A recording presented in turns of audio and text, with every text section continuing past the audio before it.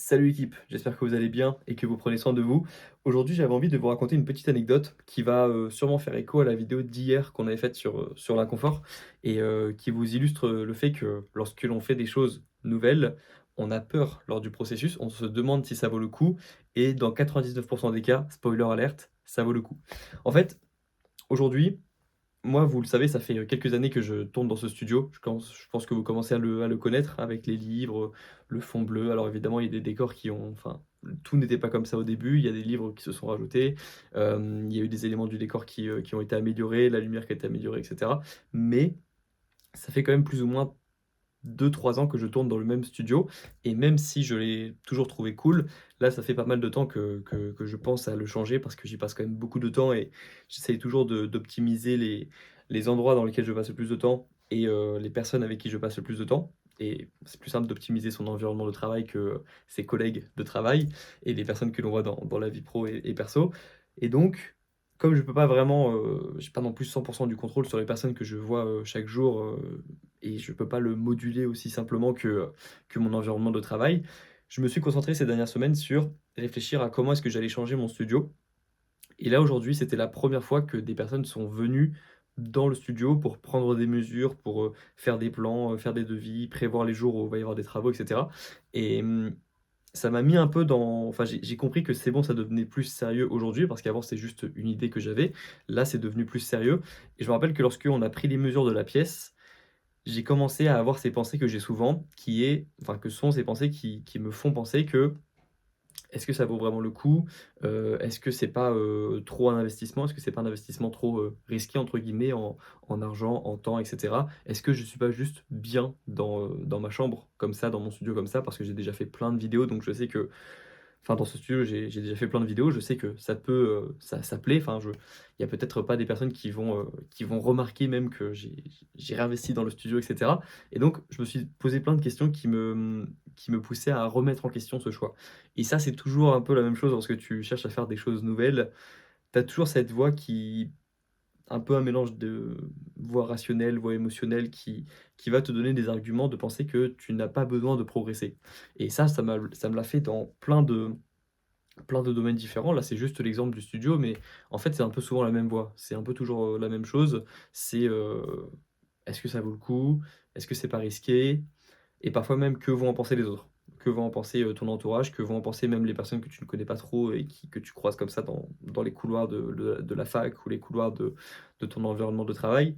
Et bon, l'avantage, c'est que c'est un studio, donc il y a que moi qui enfin, tout le monde s'en fiche, en fait, il y a que c'est privé, c'est chez moi, donc c'est pas, comme si, je sais pas, j'avais commencé un projet qui me fait me mettre en avant et donc il y a le regard des autres en plus de mon regard, vis-à-vis de moi-même. Là, c'est plutôt juste un exemple que je vous donne, mais l'idée, c'est que à chaque fois que vous allez vouloir faire quelque chose de différent, vous allez toujours avoir une voix dans votre tête qui va vous pousser à ne pas faire cette chose. Parce que je pense qu'on n'aime pas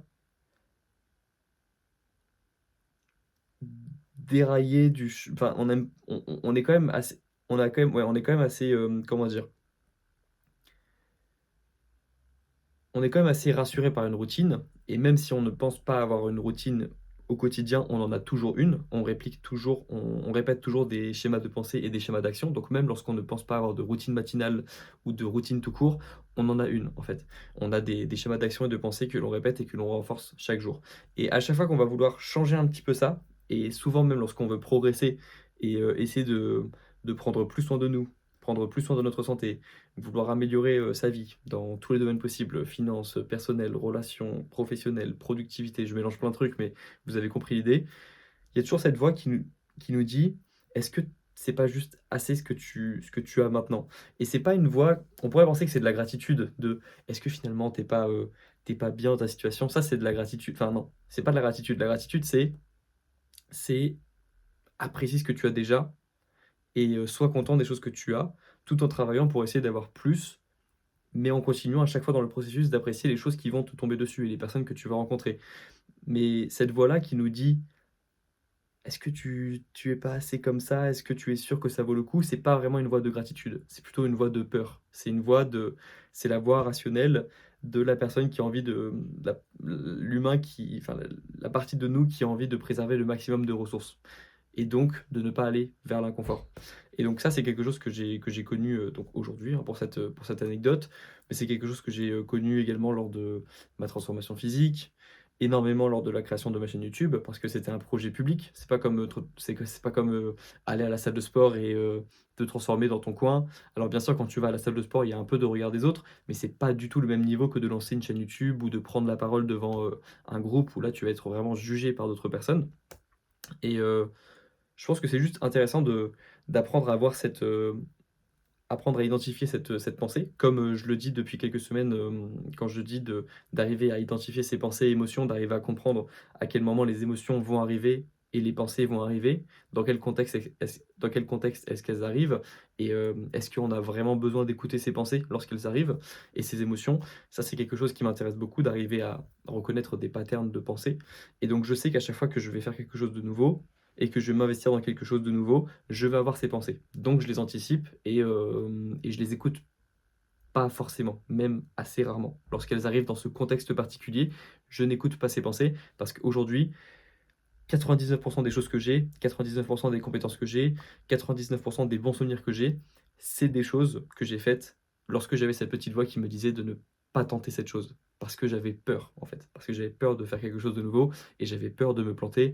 Et en fait, j'ai jamais regretté de m'être planté. Alors que parfois, j'avais très très peur avant de faire la chose.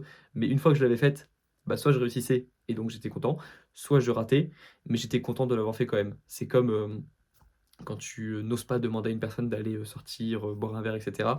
En fait, on se rend compte lorsqu'on grandit qu'il vaut mieux avoir un non qu'un peut-être qui restera à jamais un peut-être et il vaut mieux avoir un non très vite, ou un non définitif qu'avoir un peut-être. Ça, c'est quelque chose que j'ai appris, ces dernières années et et donc voilà, en fait, c'est apprendre à reconnaître que que certaines pensées vont arriver à un moment en particulier et ça me l'a fait aujourd'hui pour le studio. Ça me l'a fait aussi pour demain. Demain, je peux pas en parler maintenant, alors je sais que j'essaie de pas trop, faire comme les personnes qui disent, «Ouais, gros projet demain, chut, je peux pas vous en parler la team». Je le faisais un petit peu au début, lorsque j'avais 5 000 abonnés et j'ai l'impression que je gardais le secret le plus convoité au monde alors qu'en fait tout le monde s'en fiche. C'est juste, il y a des personnes qui le font pour pas se mettre trop la pression, il y a des personnes qui font pour teaser. Moi c'est bon, je tease pas. Mais en gros demain je peux pas vous expliquer exactement ce que je vais faire parce que c'est assez perso, mais j'ai un rendez-vous à Paris demain à 15 h et pareil je me suis posé la question: «Est-ce que ça vaut le coup d'aller faire un aller-retour à Paris en train pour juste un rendez-vous?» Mais c'est un rendez-vous important, donc j'ai envie d'y aller.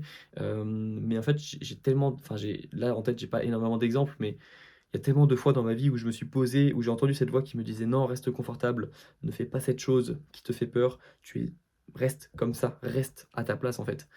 Et à chaque fois que j'ai pas écouté cette voix, je me sentais bien après. Et il y a très peu de fois où j'ai vraiment, écouté cette voix et que j'étais content de l'avoir écoutée.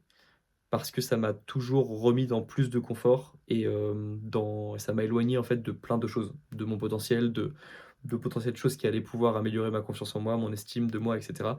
Donc en fait, cette voix, j'ai tendance à ne quasiment jamais l'écouter et je te conseille de ne pas l'écouter si elle arrive dans ce contexte bien particulier de, commencer à faire quelque chose de nouveau. Parce que parfois, c'est intelligent d'écouter sa voix, qui veut nous empêcher de faire une bêtise parce que lorsqu'on a peur de quelque chose, en théorie, c'est parce que le danger n'est pas loin. Sauf qu'en réalité, on a peur beaucoup plus vite que prévu et beaucoup plus que on a peur parfois pour des choses qui ne devraient pas nous effrayer autant. Juste lorsqu'on commence à sortir de notre zone de confort. À moins de faire une énorme dinguerie et de s'apprêter à faire une énorme dinguerie qui, sur le coup des émotions, je pense pas qu'on devrait écouter vraiment la peur que l'on peut ressentir avant de lancer un truc ou de lancer un projet, enfin de faire un truc et la preuve en est que toutes les personnes qui font je sais pas, à chaque fois que je vois des vidéos YouTube de personnes qui font, saut à l'élastique, bah, 99 des personnes, elles ont peur avant et une fois qu'elles ont sauté, bah, elles sont contentes. Et les personnes qui sont rentrées chez elles et qui n'ont pas sauté, elles ont un petit peu de regret. Et c'est un petit peu comme ça que je le vois. Même si tu peux ressentir beaucoup de peur avant de faire quelque chose, ça ne veut pas dire que tu ne dois pas faire cette chose. Et il y a une phrase que j'avais d'ailleurs à un moment ici à la place de ce poster, une citation que j'avais imprimée et que j'avais mis en poster ici, qui disait que 99 de ce que l'on désire se trouve de l'autre côté de la peur. J'ai reçu un mail, c'est pas toi, je te fais pas je te fais pas des fausses notifications, j'ai reçu un mail. Bref, attendez, comme ça on ne sera pas dérangé et donc pour finir sur cette citation, 99 des choses que tu désires se trouvent de l'autre côté de la peur et ça, c'est une citation qui a beaucoup guidé, mes actions des dernières années et qui m'a apporté beaucoup de choses, notamment cette chaîne YouTube évidemment, qui est, le plus gros projet de ma vie et qui est ma plus grosse fierté aussi, pour l'instant en tout cas et donc bah, voilà, quoi vous dire d'autre à part que je vais aller à la salle, je vais, couper ce clip et aller m'entraîner parce il est tard, il est 21h passées maintenant donc va falloir que j'y aille, surtout que demain donc comme je vous l'ai dit, je vais à Paris assez tôt donc je vais avoir, beaucoup de temps à passer dans le train, prendre un petit livre, prendre, l'ordi, travailler dans le train et puis let's go. Je vous en reparlerai de je vous reparlerai de ce projet si jamais je peux en parler et puis, voilà, on se retrouve dans la prochaine vidéo demain. Prenez soin de vous, entraînez-vous bien, prenez soin de votre santé physique et mentale et on se retrouve demain. Ciao.